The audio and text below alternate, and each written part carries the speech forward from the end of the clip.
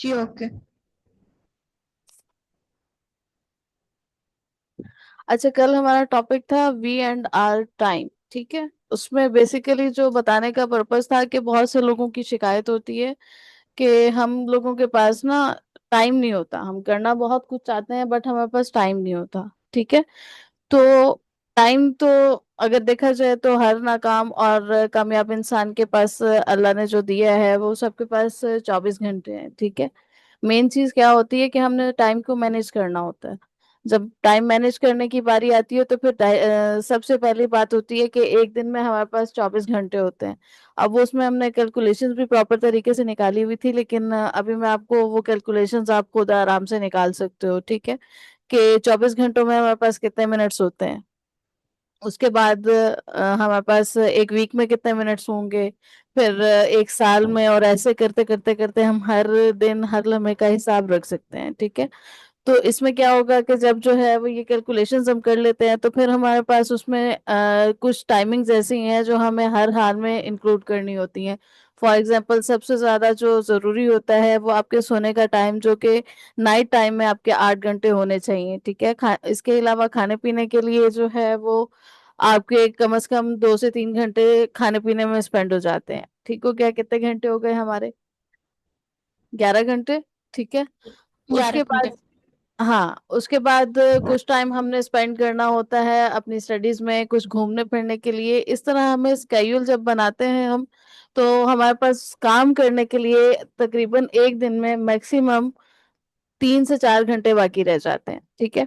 तो उन 3 से 4 घंटों को भी हमने जो है वो मैनेज किस तरीके से करना है कि प्रायोरिटाइज करना होता है कि हम कहाँ पे किस टाइम काम को पहले करना चाहते हैं वो करके, उसके बाद फिर जो उसकी समरी और उसका जो कंक्लूजन निकालना है, और उसके साथ साथ आपने नेक्स्ट डे को भी प्लान करना होता है कि हमने नेक्स्ट डे किस चीज़ को प्रायोरिटी पे रख के और इसी तरह से अपने काम को डे बाय डे कंटिन्यू करना है और सक्सेस की तरफ अपना कदम बढ़ाना है। ठीक है। उसमें हमने दो चीजें डिस्कस की थी जो कि बहुत जरूरी है। एक है सेहत और दूसरा है हमारी इनकम। ठीक है। और ये सारी चीजें आपस में इंटरलिंक होती हैं। हेल्थ में 3 स्टेप्स थे हमारे। हमारी जहनी सेहत, जिस्मानी सेहत, और तीसरा स्टेप था हमारी सोशल हेल्थ कैसी है। ठीक है। तो उसी से रिलेटेड आज का टॉपिक भी है कि सोशल हेल्थ में बहुत सारी चीजें आ जाती हैं। ठीक है। जिसमें एनवायरनमेंट भी आता है, आपकी डाइट भी उसी आप सोशल से लेते हो, और उसके बाद आपका सोशल सर्कल कैसा है। आपके पास अगर अच्छे लोग मौजूद हैं, ठीक है, तो अच्छे लोग अगर मौजूद हैं तो फिर वो आपके एनवायरनमेंट को, आपके सोशल सर्कल को, आपकी सोशल हेल्थ को जो है वो अच्छा कर देंगे। लेकिन अगर आपको टेंशन देने वाले लोग मौजूद हैं तो फिर वो आपके साथ क्या करेंगे? आपको जो है वो टेंशन देंगे, परेशानी देंगे, आप डिप्रेशन का शिकार होगे, और उसी टेंशन को लेके आप बहुत सारा वक्त जो है क्या करोगे कि जाया कर दोगे। अक्सर ऐसा होता है ना कि कोई किसी की छोटी सी बात हमारे दिल पे लग गई, दिमाग पे लग गई, तो फिर हम बहुत सारे टाइम उसको टेंशन लेके गुजार देते हैं और फोकस ही नहीं करते इस बात पे कि कितना टाइम हमारा वेस्ट हो चुका है। तो इसलिए जो है वो सोशल हेल्थ भी बहुत इंपॉर्टेंट चीज है कि आपको पता होना चाहिए कि आपके सर्कल में कितने सारे लोग मौजूद हैं जो आपके टाइम को, आपकी सेहत को, आपके फ्यूचर को सक्सेस की तरफ लेके जा रहे हैं या फिर आपको नाकामी की तरफ लेके जा रहे हैं। ठीक है। और उसके बाद फिर मेन चीज ये आती है कि आप जब सोशल सर्कल को अपने बढ़ाने की कोशिश करते हो तो फिर आपने लोगों, कैसे लोगों से बात करनी है, किन लोगों से बात करनी है, उन लोगों से बात करने का जो तरीकेकार है, उनमें किन किन स्टेप्स को जो है वो फॉलो करना है। ठीक है। होप सो आपको समरी क्लियर हो गई होगी। यस बाकी मैम हो गई। बाकी फर्दर इंशाल्लाह जो हम करेंगे वो फिर आज की प्रेजेंटेशन में काफी हद तक आपकी हेल्प होगी कि हमें माशरे में कैसे रहना चाहिए। देखिए, कोई भी इंसान जब कामयाब होना चाहता है तो जाहिर सी बात है कि वो अकेला तो कुछ नहीं है। ठीक है। तो जब भी हमने कोई भी काम करना है, छोटे से छोटा, बड़े से बड़ा, तो वो लोगों के बीच में रह के लोगों के साथ करना है। ऐसे ही है। यस। तो फिर हमें लोगों से बात करने का तरीका भी तो पता होना चाहिए ना कि हमें किन किन स्टेप्स का ख्याल रखना है। क्योंकि ऐसे ही हम्म। बिला वजह हम किसी से कनेक्शन बनाएंगे तो जो लोग हैं वो आपको एक्सेप्ट नहीं करते, आपकी बातों को एडमिट नहीं करते, आपको वेलकम नहीं करेंगे। और जब वो लोग ही आपके साथ नहीं जुड़ेंगे, लोग ही आपके साथ साथ नहीं देंगे, इनफैक्ट आपके चाहे वो घर वाले हैं, दोस्त हैं, ऑलरेडी जान पहचान वाले हैं, ओस पड़ोस के लोग हैं, या चाहे कोई स्ट्रेंज पर्सन हैं, ठीक है। तो वो चीज आज हमने सीखनी है कि हम कैसे लोगों के साथ कनेक्ट कर सकते हैं, लोगों के साथ अपने कनेक्शन को स्ट्रांग कैसे कर सकते हैं, किन किन स्टेप्स को फॉलो करना है, कहाँ कहाँ पे हमने जो है वो जो गलतियां हम पहले से करते हैं उसको इम्प्रूव करने की कोशिश करनी है, ताकि हमारे लिए आगे बढ़ना आसान हो सके, ठीक है। इसमें घर वालों से भी आपको बात करने के जो मैनर्स हैं वो समझ आ जाएंगे कि जब इंसान है तो इंसान से बात करने का आपका क्या तरीका होना चाहिए, ठीक हो गया। ओके। यस मैम, आ, समझ में आ गई। आ गई। अब ऐसा करें, आप अपना माइक म्यूट कर लें ओके। ताकि फिर हम नेक्स्ट को स्टार्ट करें, सही है।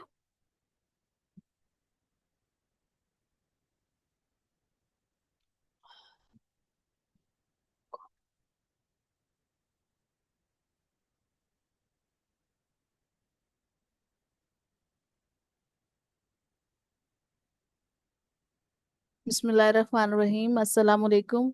आज का हमारा टॉपिक है अवामी तकरीर और प्रेजेंटेशन की महारत, आसान और सादा उर्दू। तकरीर से मुराद स्पीकिंग, ठीक है। अभी ये उर्दू के अल्फाज और इंग्लिश के अल्फाज में थोड़ा सा डिफरेंस होगा, जो आपको मैं साथ साथ कोशिश करूंगी कि इंग्लिश उर्दू दोनों को कंबाइन करके आपको समझा सकूं, ताकि जो है वो समझने और याद रखने में आसानी रहे।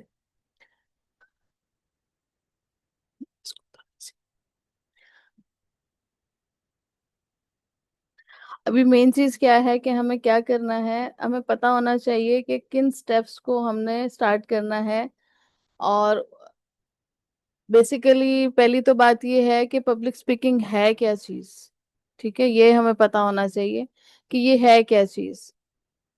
और अवामी तकरीर मीन्स के लोगों के साथ बातचीत, पब्लिक स्पीकिंग। इसमें फिर चंद स्टेप्स होते हैं जो हमने ख्याल करना होता है जब हम किसी से बात करने के लिए जाते हैं। तो ये चीज जो है वो 1 to 1 भी हो सकती है, एक से ज्यादा लोगों से भी हो सकती है, जैसे कोई क्लासरूम हो गया, ठीक है। आपके इर्द गिर्द बैठे हुए आपके फैमिली मेंबर्स हो गए, आपके जो है वो दोस्त अहबाब हो गए, ठीक है। 1 2 3 4 5, यानी कि ये जनरल उसूल हैं जो कि हर इंसान से फॉलो बात करते हुए आपको फॉलो करने हैं, ठीक है। जैसे अभी एक तरीकेकार है कि मैं आप लोगों से जो है वो मुखातिब हूँ, तो इसमें क्या है, अच्छा, पहले मैं आपको स्टेप बाय स्टेप बता दूं, कि फिर मैं आपको थोड़ा थोड़ा इलेबोरेट कर दूंगी कि इसका मकसद पर्पस क्या होती है, ठीक है। तो 6 स्टेप बेसिकली हैं इसके: कन्विक्शन, रिकग्निशन, कॉन्फिडेंस, अपॉर्चुनिटीज और बी डिफरेंट, ठीक है। सॉरी, 5 हैं, ठीक है। अच्छा, यकीन किस पे होना चाहिए हमें, ठीक है। यकीन अपने आप पे होगा कि हम जो बात कर रहे हैं वो सही कर रहे हैं या नहीं कर रहे, ठीक है। और उस यकीन के साथ जब हम किसी से अपनी पहचान हमें करवाने का तरीका होना चाहिए कि हम जब किसी से मिलते हैं तो हमारा जो अगले बंदे से सलाम दुआ का तरीका है, उसके साथ अप्रोच करने का तरीका है, वो ऐसा नहीं होना चाहिए कि अगला बंदा आपसे खौफजदा हो जाए, ठीक है। उसके बाद आप इस कॉन्फिडेंस से बात करें कि ना आप उससे खौफजदा हो, ना आपकी टांगे कांप रही हैं, और ना ही अगला बंदा आपसे वो चीज फील करे, आपसे जो है वो स्ट्रेंज फील करे कि पता नहीं ये बंदा मुझसे मुखातिब क्यों होना चाह रहा है, कहीं इसका कोई मुझसे मतलब तो नहीं, कोई इसकी कोई ऐसा काम तो नहीं कि जिसकी वजह से जो है वो ये मुझे अप्रोच कर रहा है, तो मुझे इससे बचना चाहिए, ठीक है। ये चीज आपके जो बॉडी लैंग्वेज है उसमें ये चीज नहीं होनी चाहिए, ठीक है। अच्छा, अपॉर्चुनिटीज और बी डिफरेंट होने का मतलब क्या है। अपॉर्चुनिटीज मौके होते हैं, ठीक है, आप डिफरेंट जगहों पे जाते हो, ठीक है, डिफरेंट जगहों पे जाते हो, डिफरेंट लोगों से मिलने का आपको मौका मिलता है, ठीक है। लेकिन क्या होगा, हो सकता है कि आप किसी शख्सियत को देखते हो सामने, तो उसके साथ आप मुखातिब होना चाह रहे हैं, उसके साथ बात करना चाह रहे हैं, ठीक है, उससे उसका कोई नॉलेज लेना चाह रहे हैं, या उसके बारे में कोई आपकी ऐसी फीलिंग्स जो आप उससे शेयर करना चाह रहे हैं। फॉर एग्जाम्पल, आप किसी के बहुत बड़े फैन हैं और आप उससे मिले हैं, आपके सामने वो आ जाता है और आपको जो है वो हाँफना कांपना शुरू हो जाते हैं, आप उसको देखते ही आपके अंदर इतना कॉन्फिडेंस नहीं होता, आप इतना हिम्मत नहीं कर पाते हो कि उससे आप उसका आमना सामना कर सको, ठीक है। तो फिर क्या होता है कि आप वो अपॉर्चुनिटी जो आपको मिल रही होती है, अल्लाह जानता है कि दोबारा मिले या ना मिले, तो वो अपॉर्चुनिटीज हो सकता है दोबारा मिले, लेकिन जो मिली आपने उसको कैसे अवेल किया, आपने उसको कैसे जो है वो यूटिलाइज किया। क्या आपने अगले बंदे से मुखातिब होके वो अपनी जगह बना ली कि वो आपसे दोबारा मिलना चाहे या वो आपको दोबारा चांस दे, या फिर आपने वो वाला मामला कर दिया कि अगली दफा अगर कहीं अपॉर्चुनिटी आपको अगेन मिल जाती है उससे मिलने के लिए, आपका आमना सामना हो जाता है, तो फिर आप क्या करोगे कि मतलब वो आपसे अवॉइड करना शुरू कर देगा, वो आपसे जो है वो इज्तनाब करेगा मिलने से कि नहीं, इस शख्स को तो बात करने का तरीका नहीं है, ठीक है, तो मैं इससे क्यों मिलूं, वो अवॉइड करके दूसरी तरफ निकल जाएगा। तो फिर क्या होता है, आप लोगों ने वो टर्म तो सुनी होगी, first impression is last impression, कि यानी कि जैसा आप तासुर फर्स्ट टाइम में अगले बंदे को देते हो, उसको नहीं पता कि आप बात करने का तरीका सीख रहे हो, ठीक है। तो क्या होगा, वो तो ये चीज नहीं समझेगा कि आप लोगों का लर्निंग प्रोसेस चल रहा है, आप लोगों का सीखने का अमल अभी चल रहा है, तो क्या है कि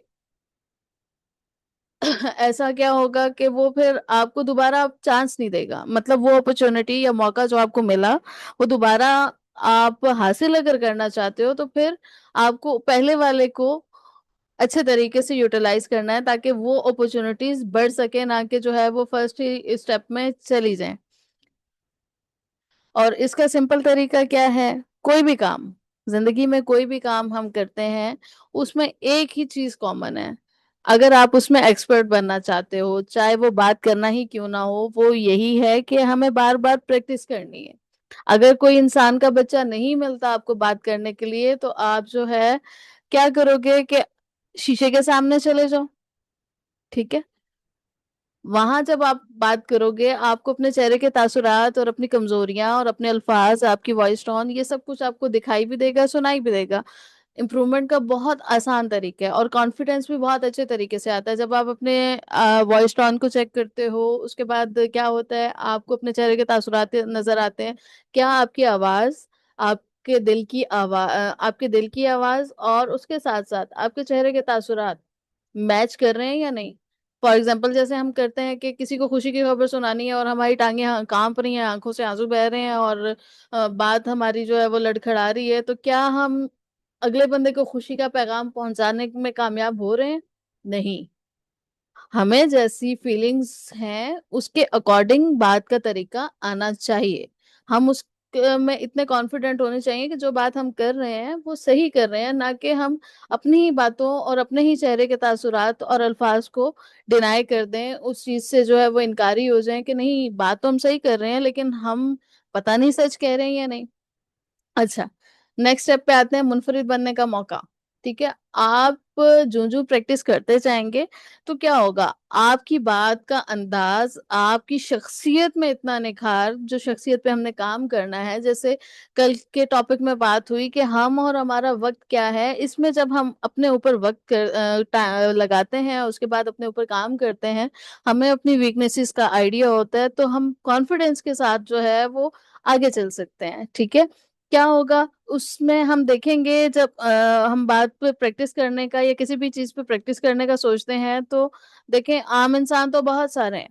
फॉर एग्जाम्पल, हम पाकिस्तान की बात करें, तो कायदे आजम एक ही थे पूरे पाकिस्तान में, 80 साल गुजरने के बाद भी क्या है, कायदे आजम ही है, कोई दूसरा कायदे आजम नहीं हो सकता। तो वो मुनफरिद थे ना, ये एक छोटी सी एग्जाम्पल है कि हमें अपने अंदर वो क्वालिटीज पैदा करनी है जिससे हम बाकी लोगों से बात करने की बात हो रही है अगर, तो हमारे अल्फाज, हमारा अंदाज, हमारा लहज़ो लहजा, हमारी टोन, ये सब चीजें, इनका हमने चुनाव करके कैसे अगले बंदे से बात करते हुए बाकी लोगों की बातचीत से अपने आप को मुनफरिद बनाना है, ठीक है। अच्छा, इसमें अब मेन चीज होती है कि हम क्यों बात करेंगे किसी के साथ, कोई वजह होती है ना। ठीक है। तो हमारा पहला स्टेप किसी से भी बात करना, ये तो वो तरीका है कि हमें बात करना किस तरह है। अब जाहिर सी बात है, बात करनी है तो किसी से मिलना जुलना है तो उसके पीछे कोई मकसद होगा। तो सबसे पहले हमारे दिमाग में मकसद तय होना चाहिए कि जिस शख्सियत से हम बात कर रहे हैं, हम अपना टाइम पास कर रहे हैं, दिल पर शोरी कर रहे हैं, या उसके पीछे कोई मकसद शामिल है। तो सबसे पहले आपका मकसद तय होना चाहिए। ठीक है। उसके बाद पहला स्टेप आपके दिमाग में जब क्लियर हो गया कि आपको कोई पर्पस है इससे बात करने का, ठीक है, तो फिर क्या करेंगे आप सोचेंगे, महसूस करेंगे और फिर उसमें अमल भी करेंगे। यानी अगर हम किसी कॉलेज स्कूल में एडमिशन लेने के लिए जा रहे हैं और हमने अपने आप को जो है वो माइंड में सेट कर लिया कि हमने इसी कॉलेज में एडमिशन लेना है, प्लस हमने फला फला सब्जेक्ट ही लेने हैं और उस सब्जेक्ट के रखने का भी हमारा मकसद है। ठीक है। तो फिर आप सोचेंगे, ठीक है, कि हमने ये सब्जेक्ट क्यों लेने हैं और इसके लेने पे जो हमने मेहनत करनी है वो क्यों करनी है। तो फिर ये चीज जब आप अमल में लाएंगे, प्रैक्टिकल करेंगे, तो आप अगले बंदे को समझाने में कामयाब हो पाएंगे कि मुझे अगर ये सब्जेक्ट्स चाहिए। आप उसको कन्विंस करने में, अपना मैसेज पहुंचाने में कामयाब हो पाएंगे कि मैं ये चीज क्यों कर रहा हूँ। ठीक है। अच्छा, अभी क्या करना है, सामयीन की तहकीक। सामयीन कौन होते हैं? जो आपकी ऑडियंस होती है, चाहे वो सिंगल पर्सन है या चाहे कोई कोई भी है, वो आपसे जो बात करना चाह रहा है, या आप जिससे मुखातिब हो, तो आपको सबसे पहले क्या करना है, एनालिसिस करना है, अंडरस्टैंडिंग करनी है, डेमोग्राफिक करना है, इंटरेस्ट अपना शो करना है, एक्सपेक्टेशंस क्या है, नीड्स क्या है, कस्टमाइज कैसे करना है अपने आप को, और फिर इन्वायरमेंट कैसे क्रिएट करना है। पहले टॉपिक पे बात करते हैं कि तज्जिया किस चीज का करना है। देखें, तज्जिया हमने इस चीज का करना है कि हमने जो चीज सोच ली है, जो मकसद तय कर लिया है, उसको हमने पहुंचाना कैसे है। ठीक है। अंडरस्टैंड क्या करना है कि आप जो है वो अपने पर्पस को अगर समझ चुके हैं, तो सबसे पहले मतलब आप खुद समझेंगे ना कि आप क्या अगले बंदे को कन्वे करना चाह रहे हैं, आपने समझना है। ठीक है। डेमोग्राफिक पस मंजर मतलब ऐसी चीज कि आपने फिर उसका जाविया बताना है अगले बंदे को कि हम ये बात अगर कर रहे हैं तो क्यों कर रहे हैं। ठीक है। इसको करने से, इस पे अमल करने से आफ्टर ऑल रिजल्ट्स क्या आएंगे। अच्छा, इंटरेस्ट मीन दिलचस्पी। अब आप जो है वो अगले बंदे में अपने जो मकासद हैं जब पहुंचाने में कामयाब होते हो, तो उसमें एक बहुत बड़ी चीज है कि अगला बंदा आपकी बात तभी सुन पाएगा जब आप उसके अंदर इंटरेस्ट डेवलप करने में कामयाब हो जाते हैं कि भाई ऐसा कौन सा मामला मैं आपसे डिस्कस करना चाह रहा हूँ, मैं आपका टाइम क्यों लेना चाह रहा हूँ। तो उसमें आप अगले का इंटरेस्ट डेवलप करोगे तो वो आसानी से सुन पाएगा। ठीक है। अच्छा, एक्सपेक्टेशन या तवक्कुआत क्या होती हैं? अगले बंदे के दिल में अगर कोई आपसे रेलिवेंट चीज है, या आपके दिल में उससे रिलेटेड कोई तवक्कुआत हैं कि भाई ये बात मैं इसलिए पहुंचा रहा हूँ कि मुझे ये वाला पर्पस अपना जो है वो पूरा करना है। ठीक है। और उसके बाद जरूरियात, आप अपनी जो एक्सपेक्टेशंस हैं वो भी उससे शेयर करते हो, आपकी जो जरूरत है आप उससे वो भी शेयर करते हो। तो फिर आपको, जब ये सारी चीजें आप कर लेंगे, आपने अपनी बात भी समझ ली, उसका तज्जिया कर लिया, उसका पस मंजर भी अगले को बताने में कामयाब हो गए, दिलचस्पी और तवक्कुआत और जरूरियात भी बता दी, तो फिर करना क्या है? फिर करना है अल्फाज का चुनाव। हमने फिर अपनी बात को पहुंचाने के लिए वो कलेक्शन चूज करनी है कि जो जिससे हम अपनी बात को दूसरे को पहुंचा सकें। और उसके बाद हमने उस चीज से रिलेटेड माहौल भी क्रिएट करना है। ठीक है। और माहौल को देखना भी है। मतलब हम जिस वक्त बात कर रहे हैं और जिस बंदे से बात कर रहे हैं या बहुत से बंदों से बात कर रहे हैं, तो हमने ये भी देखना है कि क्या जिस माहौल में हम बैठे हुए हैं, हम जिस टॉपिक को डिस्कस करना चाह रहे हैं वो इससे रेलिवेंट है भी सही। इसकी सिंपल एग्जांपल है कि हम अगर शादी के मौके पर बैठे हुए हैं, तो वहां पे अगर हम अफसर्दगी की बातें शुरू कर दें, सब खुश हैं, तैयार हुए हुए हैं, हम कोई ऐसा जो है वो अमल कर दें जिससे फौतगी का समा शुरू हो जाए, उनकी खुशी गम में बदल जाए, तो क्या हम अपना मैसेज पहुंचाने में कामयाब हो गए? नहीं ना। तो फिर क्या है, या तो माहौल बनाना है, या माहौल को देखना है, या फिर हमने ये चीज करनी है कि आ, हम उस माहौल की तरफ जाएं जिस माहौल में हम आसानी से बात कर सकते हैं, ठीक है।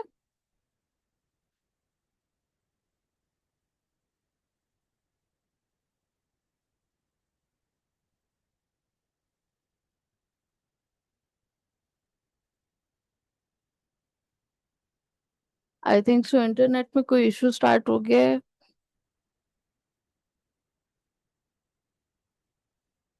चलें, फिलहाल हम स्क्रीन शेयरिंग को कम ऑफ करते हैं, शायद कोई इशू हो रहा है।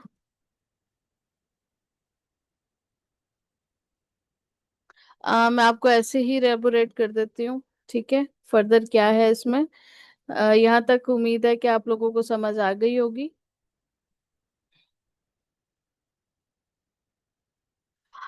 तो माहौल आप लोगों ने कैसे क्रिएट करना है, यहाँ तक तो उम्मीद है समझ आ गई होगी, क्योंकि हमें माहौल बनाना भी पड़ता है और कई दफा माहौल के सही होने का इंतजार भी करना पड़ता है, ठीक है। अच्छा, नेक्स्ट चीज क्या होती है कि आपको फिर अपने उस चीज के लिए ना ख्यालात आते हैं। जब आप कोई आइडिया बनाते हो माइंड में, तो फिर आपको उस चीज के ख्यालात आते हैं।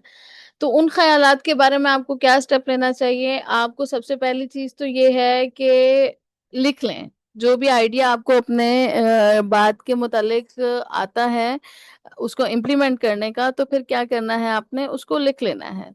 उसके बाद लिखने के बाद आपने तसव्वुर करना है। तसव्वुर करने का मतलब ये होता है कि आपने अपने ही ख्याल में उस मकसद की अचीवमेंट तक पहुंच जाना है कि हमने ये सोच लिया कि हमने ये मामला तय करना है, ये बात पहुंचानी है, ये व्हाट्सएवर जो भी चीज है। तो क्या होगा कि आप तसव्वुर करें कि अगर ये हो जाता है तो फिर मुझे फीलिंग्स कैसी आएंगी, ठीक है।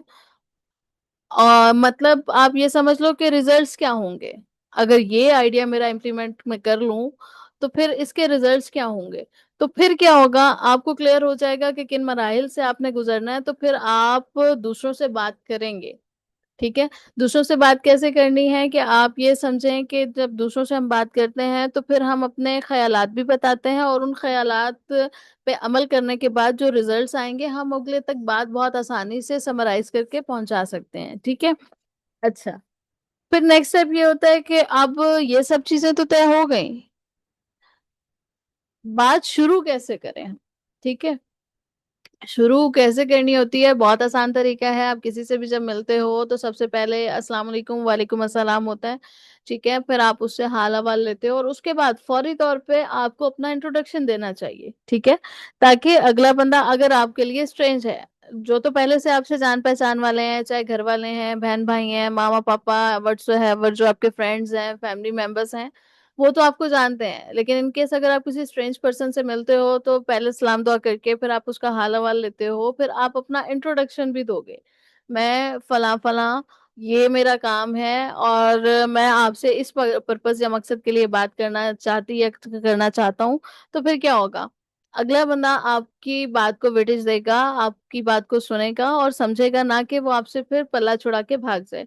और बातचीत करने में सबसे पहला स्टेप आपका ये होना चाहिए कि आप आसान से स्टार्ट करेंगे और फिर मुश्किल की तरफ जाएंगे। मतलब आप पहले जनरल बातचीत करेंगे, उसके बाद आप स्पेसिफिक टॉपिक पे जाएंगे, ताकि अगले बंदे को समझने, सुनने और उस पे फिर जो है अपनी राय देने का मौका भी मिल सके और उसको समझने में आसानी भी हो, ठीक है।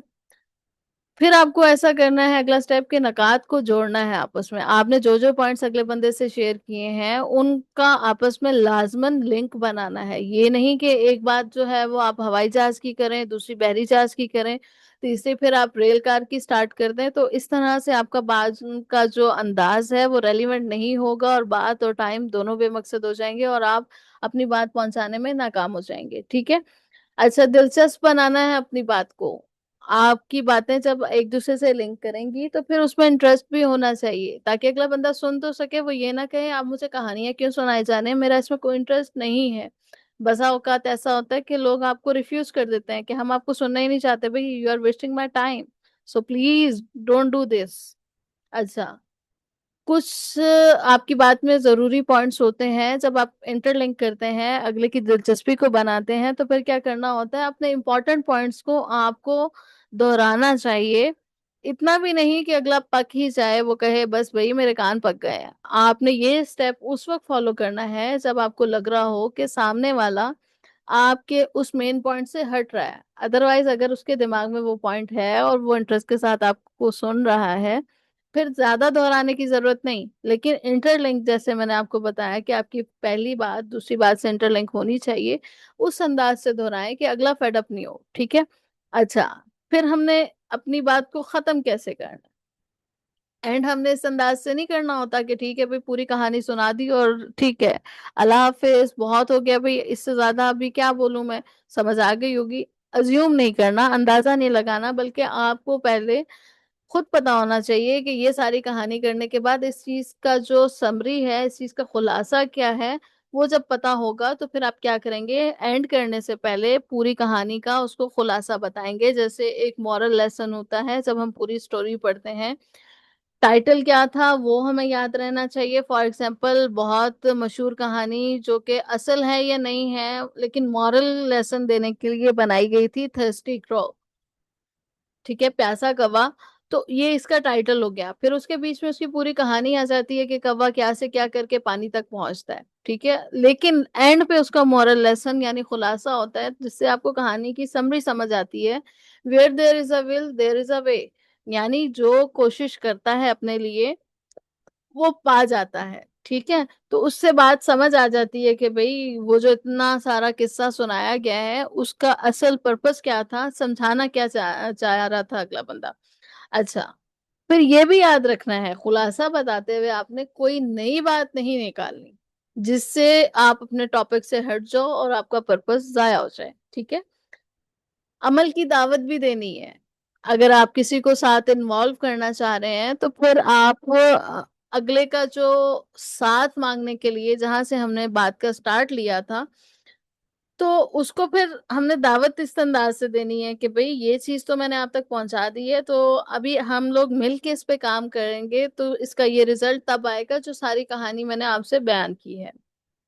अच्छा, जबरदस्त अंदाज में इख्तिताम करना होता है। ठीक है, ये नहीं कि आपने अपनी बात पहुंचा दी, आपका मकसद उस तक पहुंच गया तो अगले से आप जो है वो रूखे अंदाज से खैर बात कहो, ऐसा नहीं करना।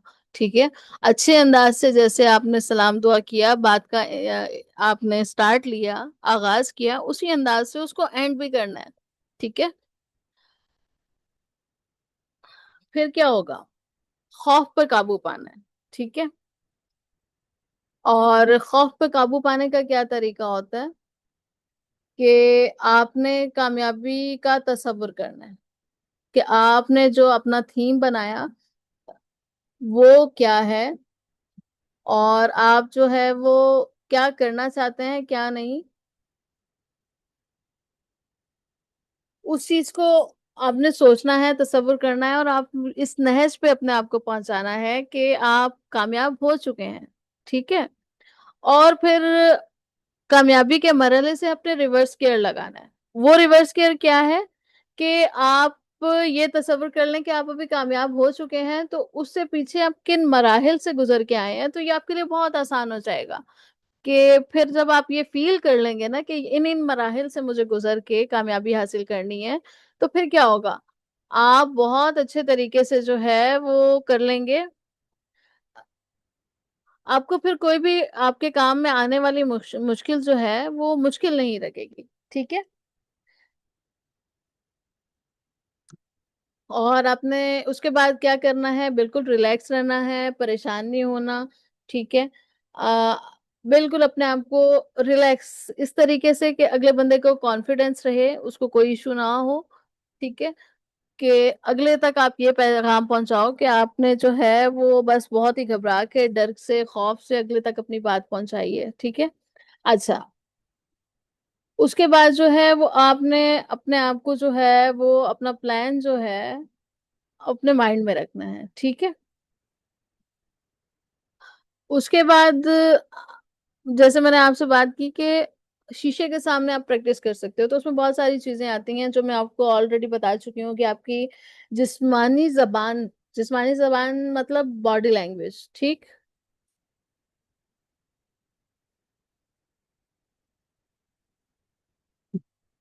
आवाज क्लियर आ रही है आप लोगों को? हेलो।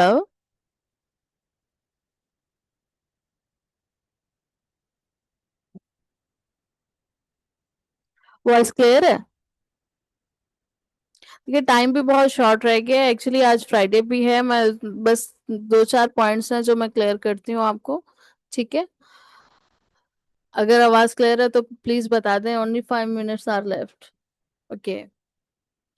अच्छा, आपको बॉडी लैंग्वेज में बहुत सारी चीजें आती हैं कि आपके पोस्चर्स कैसे हैं, आप अपने फेस के इंप्रेशंस कैसे दे रहे हैं, अपने हाथ पांव कैसे मूव कर रहे हैं, आपके अंदर जो है वो जो आपके गेस्टर्स होते हैं जिससे आप हाथों को मूव करते हैं, वो आपकी बात से रिलेट कर रहे हैं। उसके बाद बहुत इंपॉर्टेंट चीज है आपका आई कांटेक्ट।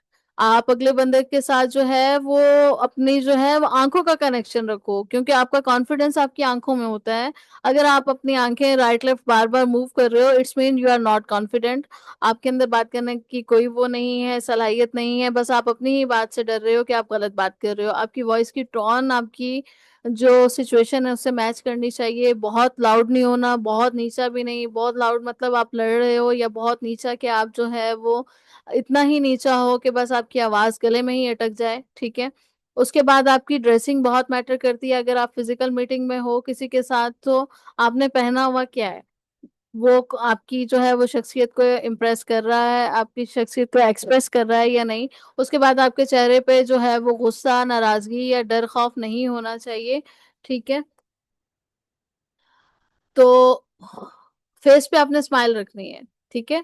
बॉडी लैंग्वेज का मतलब ये होता है कि आप जो है वो जब किसी के सामने जाते हैं तो आपने अपने हाथों का पोस्चर कैसा रखना है, आपके टांगे काम तो नहीं रही हैं, आप रिलैक्स हो या नहीं हो। क्लियर?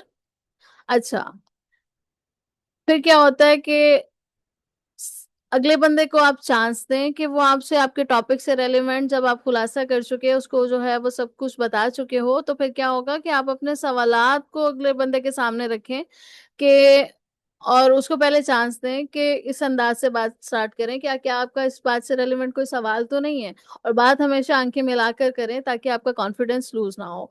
फिर अगले के सवाल को सुनना है, उसको समझना है, और जवाब से पहले जो है वो आपने रुकना है। उसके बाद जब तक आपको समझना है, आपने फौरी तौर पर जवाब देने में कोई जल्दी नहीं करनी है। ठीक है? और उसके सवाल की अहमियत को भी तस्लीम करना है और बिल्कुल रिलैक्स रहना है। ठीक है? और उसके बाद क्या होगा कि अगला बंदा, जब आप ये सारे मराहिल मुकम्मल कर लेंगे, तो आप जब रिलैक्स रहेंगे तो आप अपनी बातचीत को कंप्लीट करने में कामयाब हो गए। ठीक है? और उसके बाद ये सब काम करने के बाद सबसे मेन और लास्ट पॉइंट, इसके बाद हमारी प्रेजेंटेशन एंड हो जाएगी, कि हमने उस शख्स से जिस तक अपना मैसेज पहुंचाया उसके साथ जुड़े रहना है और अपना काम मुकम्मल करने तक जुड़े रहना है। क्लियर? यहाँ तक हमारे टॉपिक का जो है वो एंड हो जाता है। ठीक है?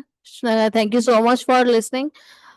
इसके बाद अब ऑलमोस्ट हमारे पास 2 से 3 मिनट हैं, जिसके बाद जो है वो मीटिंग एंड हो जाएगी ऑटो पे। ठीक है? इंशाल्लाह कल सेम टाइम पे हम बात करेंगे और एक नए टॉपिक के साथ। ठीक हो गया? और किसी का भी अगर कोई क्वेश्चन है तो ये मीटिंग तो एंड हो जाएगी, तो इंशाल्लाह आप लोग जो है वो क्वेश्चनिंग जो है वो कर सकते हैं।